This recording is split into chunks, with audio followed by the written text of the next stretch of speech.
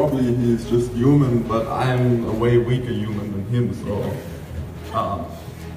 makes him look like an alien to me.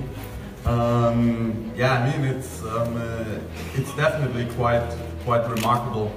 I mean, people predicting me that the short course guys will come at us and kill us all in the last 10 years. It never happened.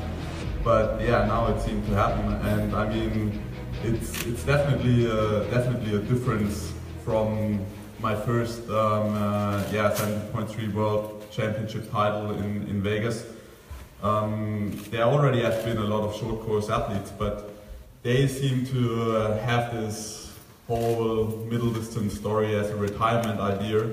And yeah, Eddie doesn't seem to have this retirement idea, racing middle distance. And I think that's the difference there. It's just I think a very good idea. I would do the same if I would have been able to race good at short course. To mix something in between the Olympic cycles. So yeah, they are at the very best, and you see they come prepared, and they think the whole thing through, and yeah, I think that's the reason why we see them up there, and I think it's going to be very interesting also because compared to short course, where if you're not there at the very beginning, you don't have a chance at the end, and here probably you see guys like Lionel, like me, moving through the field and still probably have a chance to be on the podium at the end.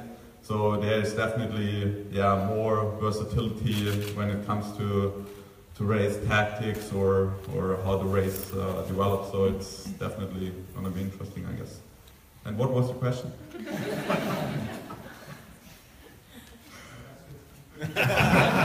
I thought so.